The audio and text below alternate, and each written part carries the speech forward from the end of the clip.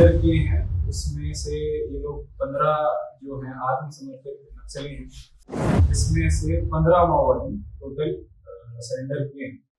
5 इसमें से जो माओवादी हैं उनके ऊपर इनाम है, बाकी उन बाकियों के ऊपर इनाम नहीं है। बस्तर रेंज में चलाए जा रहे ऊना मार्गे में पुनर्वास से पुनर्जीवन, शांति और समरसता की ओर एक ठोस पहल, एक कार्यक्रम जो एक मिशन मोड में कार्यक्रम चलाया जा रहा है, जिसके अंतर्गत जो सरेंडर्ड नक्सल हैं और उनके कैडर्स, उनको हम जो है सरेंडर करा के ज़िले में उनको पुनर्वास नीति के तहत एक मुख्य धारा से जोड़ने का प्रयास कर रहे हैं। इसी पहल में दंतेवाड़ा जिले में चलता आ रहा जो लोन वारंट टू हमारा एक प्रोग्राम है, और उसके थ्रू भी ये लोग जो हैं सब लोग सरेंडर किए हैं। जो भी फ़िलहाल सरेंडर किए हैं उसमें से ये लोग 15 जो हैं आत्मसमर्पित नक्सली हैं, और ये भी भिन्न कैडर के हैं, जिसके अंदर जो है जो सबसे ऊंची जो रैंक की कैडर है वो है DVCM, और इसमें से बेसिकली ये 8 लाख के इनामी हैं, और दूसरी जो 5 लाख की इनामी है वो है एक महिला माओवादी कमली, जो बेसिकली ACM पद की हैं। और टोटल जो सभी जो मिलाकर जो बेसिकली इनके जो इनामी हैं वो है 17 लाख, जिसमें से 15 माओवादी टोटल सरेंडर किए हैं। 5 इसमें से जो माओवादी हैं उनके ऊपर इनाम है, बाकी उन बाकियों के ऊपर इनाम नहीं है। और इनमें से एक माओवादी दंपत्ति भी शामिल हैं। नोटेबली जो हमारा प्रोग्राम चल रहा है उसके तहत इसमें अभी इनको जो लाइवलीहुड वगैरह है वो सब बेनिफिट्स प्रोवाइड किए जाएंगे। 13 जो योजना रहती है सरकार की, उसके through Aadhaar card, ration card, Ayushman card और भी विभिन्न जो योजनाएं हैं उसके तहत इनको लाभ पहुंचाने की प्रतिक्रिया जो है वो अभी शुरू की जाएगी। और बैंक खाते से रिलेटेड जो भी सुविधाएं हैं वो भी प्रोवाइड कराई जाएगी।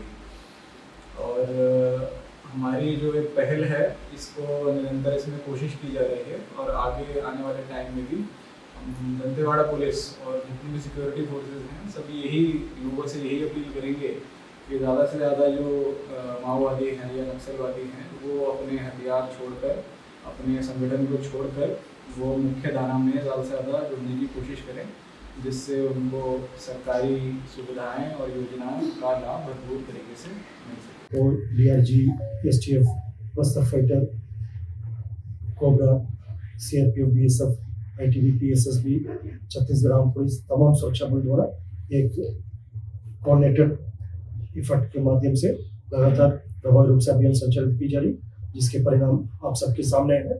और उसी हिसाब से माओवादी संगठन में से भी काफ़ी अभी दिशाहीन और नेतृत्व हो चुकी है। जिस तरीके से उनका टॉप लीडरशिप का नुकसान हुआ और नीचे लेवल के कैडर्स भी काफ़ी बड़ी संख्या में जो संगठन छोड़कर आ रहे थे, इन सब कारणवश जो माओवादी संगठन का संख्या बल भी कम होते जा रहा और उनके क्षेत्रफल भी सिमटते जा रहा है। और इस कारणवश काफ़ी बड़ी संख्या में जो कैडर्स ये बात को समझ लिया है इस आंदोलन का कोई भविष्य नहीं है।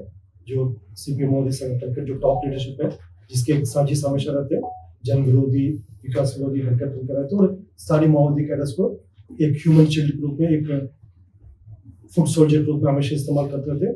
और कभी कोई मुठभेड़ होती इनके सामने करके पीछे से जो टॉप लीडरशिप आमतौर पर आंध्र प्रदेश, तेलंगाना, महाराष्ट्र, इस प्रकार बाहर राज्य से रहते हैं, वो पीछे से खिसक जाते। लेकिन इन सब परिस्थिति को देखकर अभी माओवादी कैडर में जो स्थानीय कैडर खासतौर पर जो टॉप लीडरशिप को प्रोटेक्ट करने की किसी प्रकार का कोई अपराध जान को गंवाना नहीं चाहते हैं। देखिए सर, वहाँ जंगल की जमीन की जो लड़ाई बोलकर हम उसमें संगठन में जो शामिल हुए, अभी देखने से हम समझ गए कि 25 साल से जो विकास, जो माओवादी संगठन जितना विकास करने का था वो पूरा देखने से कुछ विकास नहीं है लोगों के अंदर में। इसलिए वो झूठी विकास दर को हम मतलब वो समझ चुके हैं कि ये खोखली विचारधारा है। इसलिए हम मतलब सरकारी आज शासन जो सरकारी विकास कर रही है, लोगों के अंदर में जो रोड दे रही है, कम्युनिकेशन व्यवस्था दे रही है, अस्पताल दे रही है, स्कूल दे रही है, ये हम इससे मतलब विकास शासन कर रहे हैं सर। जो माओवादी से हम खोखली विचारधारा से मतलब वहाँ संगठन में जॉइन हुए।